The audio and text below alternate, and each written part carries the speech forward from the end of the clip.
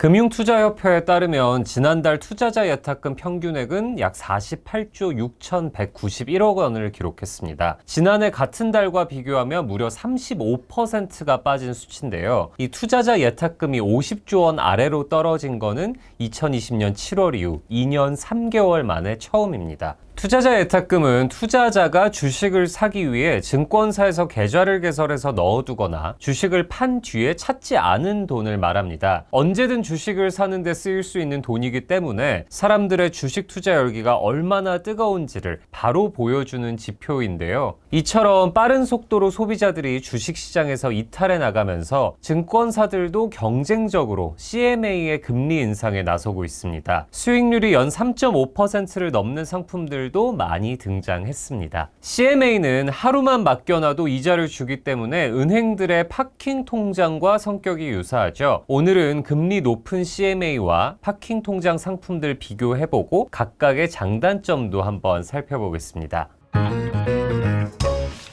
최근 CMA 상품 수익률 많이 올랐습니다. CMA엔 RP형, MMW형, MMF형, 그리고 발행어음형 등 종류가 여러 가지가 있는데요. 사람들이 CMA에 넣은 돈을 증권사가 어디에 투자하느냐를 놓고 유형이 구분됩니다. 일반적으로는 RP형이 가장 흔한 유형이지만 최근엔 발행어음형과 MMW형 상품들 금리가 유독 높습니다. MMW형 같은 경우에는 채권이나 CP라고 불리는 기업어음 등에 투자를 해서 실적에 따라 배당하는 형태이기 때문에 수익률이 일정하지 않습니다. 오늘은 그래서 수익률이 일정한 발행어음형 상품들 중심으로 한번 비교해 보려고 합니다. 우선 미래에셋증권의 발행어음형 CMA가 약정 수익률 연 3.65%로 NH투자증권, KB증권, 그리고 한국투자증권의 발행어음형 CMA 상품의 경우 약정 수익률이 연 3.55%를 기록하고 있습니다. 금리가 연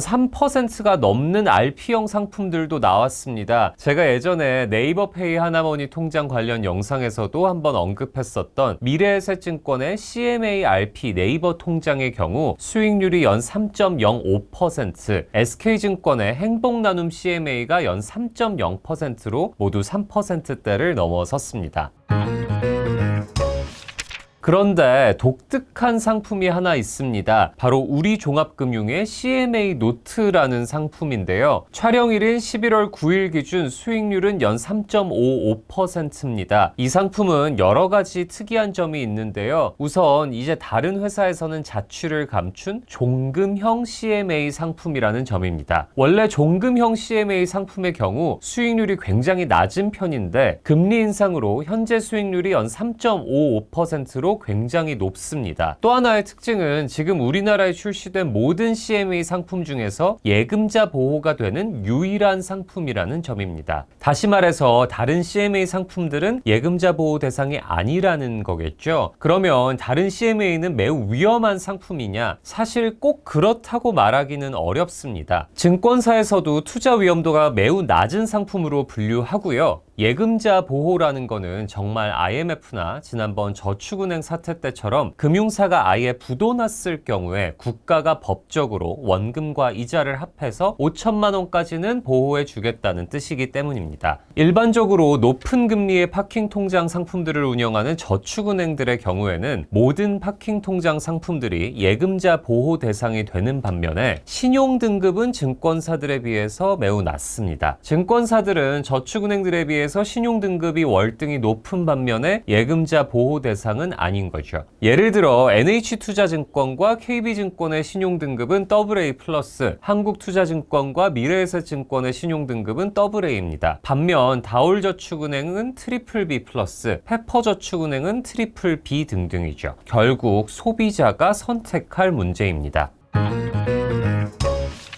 저축은행 얘기 나온 김에 파킹 통장 금리들 한번 살펴보려고 합니다. 저축은행의 파킹 통장 상품들 금리 계속 고공행진하고 있는데요. 예전 영상들에서 상품 조건들을 자세히 설명드린 적 있으니까 오늘은 간략하게 현재 금리만 한번 훑고 넘어가 보려고 합니다. 우선 사실상의 파킹 통장인 다올저축은행의 FI 자유해지 정기예금이 금리 연 4.2%로 제일 높은 수준의 금리를 보이고 있습니다. 그리고 5천만 원까지 원까지 최고금리 혜택을 받을 수 있는 웰컴저축은행의 웰컴 직장인사랑 보통예금, 하나저축은행의 하이하나 보통예금이 연 3.8%로 그 뒤를 따르고 있습니다. 이 밖에도 예전에 자세히 다룬 적 있었죠. OK저축은행의 OK 세컨드 통장이 연 3.5%, SBI저축은행의 사이다뱅크 입출금 통장이 연 3.2%입니다. 말씀드렸다시피 이 상품들은 모두 원리금을 포함해 5천만 원까지 예금자 보호 대상입니다. 현재 1금융권에서 금리가 제일 높은 상품이 K뱅크의 플러스 박스로 금리가 연 2.7%인데 2금융권에서 제일 높은 상품과 금리가 무려 2.5%포인트 차이가 나는 거죠. 리스크와 금리를 저울에 놓고선 자신의 조건에 맞는 상품으로 이런 좀 어려운 시기 목돈을 잘 불리는 기회로 활용하시기를 바랍니다. 저는 다음 주에 다시 인사드리겠습니다. 감사합니다.